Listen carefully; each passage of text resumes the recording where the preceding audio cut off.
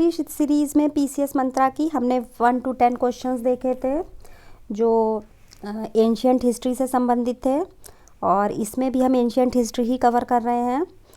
तो ये छोटे छोटे पार्ट्स में सीरीज़ रहेगी और पीसीएस मंत्रा की ये पूरी सीरीज़ कवर हो जाएगी 4 से 5 दिन में। आप इसको रिवीजन के तौर पर सुन सकते हैं। तो चलिए स्टार्ट करते हैं।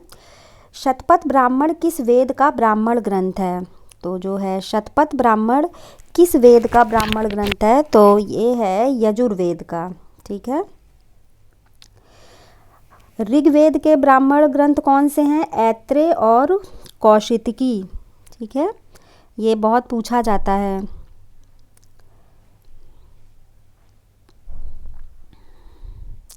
और सामवेद का, सारे आपको वेदों के ब्राह्मण ग्रंथ याद होना चाहिए। तो सामवेद का है जैमिनी और ताड्य, यजुर्वेद का है शतपथ और एक और है तैत्तिरीय, और अथर्ववेद का है गोपथ। ठीक है, तो इसमें स्पेशली शतपथ का पूछा है तो ये यजुर्वेद हो गया। ठीक है, और एक तैत्तिरीय भी है शतपथ का।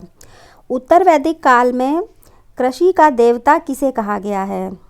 तो कृषि का देवता किसको कहा गया है? इंद्र को। ठीक है, क्योंकि इंद्रदेव पानी बरसाते थे, कृषि में पानी की ज़रूरत होती थी, इसलिए कृषि को इंद्र को कृषि का देवता कहा गया है। वैदिक काल में कृषि जो है वैदिक लोगों का प्रमुख व्यवसाय बन गई थी। कृषि हेतु बैलों भैंसों का घरों में पाला जाने लगा तथा इंद्र जो वर्षा के देवता थे वो कृषि के देवता को उपनाम भी प्रदान किया गया। ठीक है। क्वेश्चन नंबर 13, निम्नलिखित में से कौन सा सही सुमेलित है? तो ये जो है नेमिनाथ अश्व इनका प्रतीक चिन्ह है। अजीतनाथ का कलश है प्रतीक चिन्ह, यही गलत दिया हुआ है।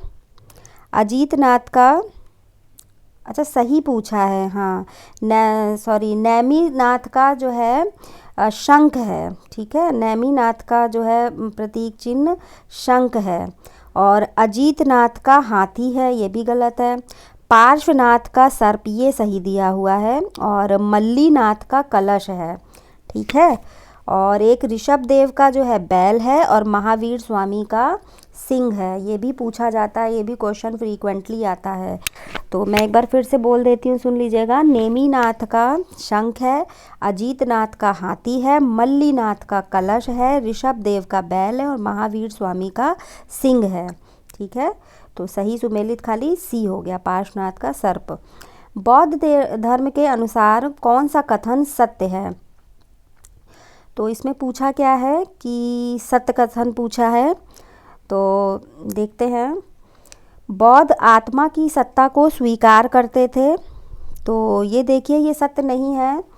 बौद्ध आत्मा की सत्ता को स्वीकार नहीं करते थे। ठीक है, बौद्ध पुनर्जन्म के सिद्धांत को नहीं मानते थे, तो ये भी गलत है। बौद्ध जो है पुनर्जन्म के सिद्धांत को मानते थे, तो ये दोनों ही गलत हो गए। इसलिए इसका आंसर हो जाएगा उपर्युक्त में से कोई नहीं, क्योंकि सत्य पूछा गया है इसमें। ठीक है, ऐसे क्वेश्चन ध्यान से करिएगा, वरना जल्दबाजी में सी लगा देंगे क्योंकि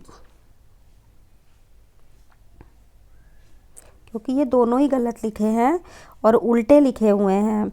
ठीक है, बौद्ध आत्मा की को नहीं मानते थे और पुनर्जन्म को मानते थे। ठीक है,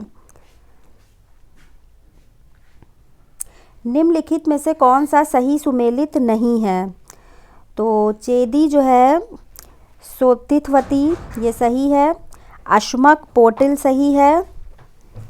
कंबोज हाटक सही है। और अंग राजगृह नहीं होगा। तो अंगराज की राजधानी चंपा थी। ठीक है, राजगृह जो थी वो मगध की राजधानी थी। ठीक है, तो एक बार फिर से सुन लीजिए राजधानियाँ। चेदी की राजधानी थी सोतित्वती, और अश्मक की पोटिल, कंबोज की हाटक, और अंग की चंपा। ठीक है, और राजगृह किसकी थी? पाटलिपुत्र, मगध।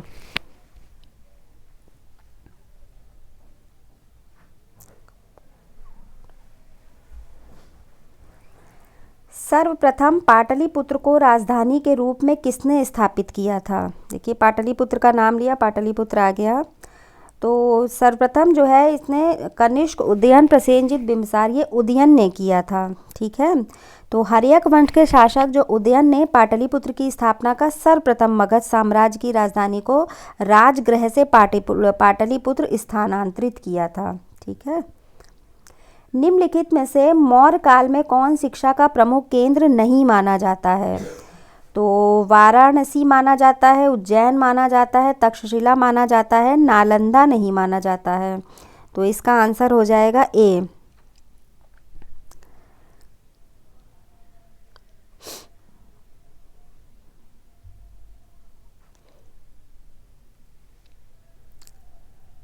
ठीक है, मौर्य काल में वाराणसी, तक्षशिला और उज्जैन का उल्लेख मिला है।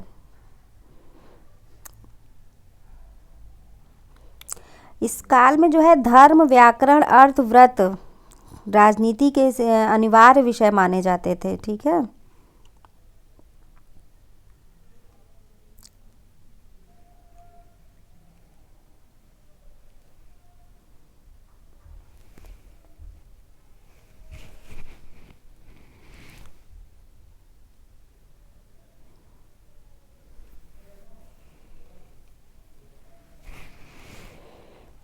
भूमिदान का पहला अभिलेखी साक्ष्य मिलता है।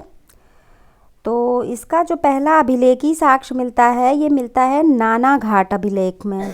ठीक है,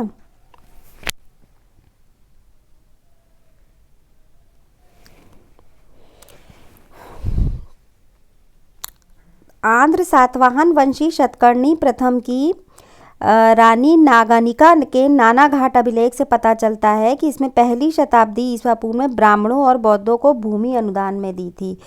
तो किसकी से मिलता है? रानी नागानिका, ठीक है, के नानाघाट अभिलेख से। तो भूमिदान का पहला मिलता है। ठीक है, ज्ञान। निम्नलिखित में गुप्तकालीन पश्चिमी तट के बंदरगाहों में कौन सा सर्व प्रमुख बंदरगाह था? तो ये भड़ौच बंदरगाह जो है ये सर्व प्रमुख था। भड़ौच, चिचौल भी था, कल्याण, कैम्बे ये सब प्रमुख थे।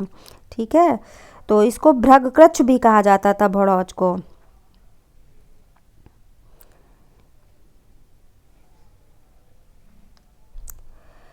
भारत में हूण सत्ता की स्थापना किसके नेतृत्व में हुई थी? तो हूण सत्ता का जो स्थापना तोरमाण के नेतृत्व में हुई थी। ठीक है, तो हूण जो है मध्य एशिया की एक बर्बर जाति की इनका प्रथम आक्रमण स्कंदगुप्त के समय में हुआ था, जिसका नेतृत्व खुशनवाज ने किया था। जबकि हूणों का दोबारा आक्रमण तोरमाण के नेतृत्व में हुआ था। उसने चंद्रभागा नदी के तट पर पवैया नामक स्थान पर अपना शासन स्थापित किया था। ठीक है, तो मिलते हैं नेक्स्ट वीडियो में नेक्स्ट 10 क्वेश्चंस के साथ में। धन्यवाद।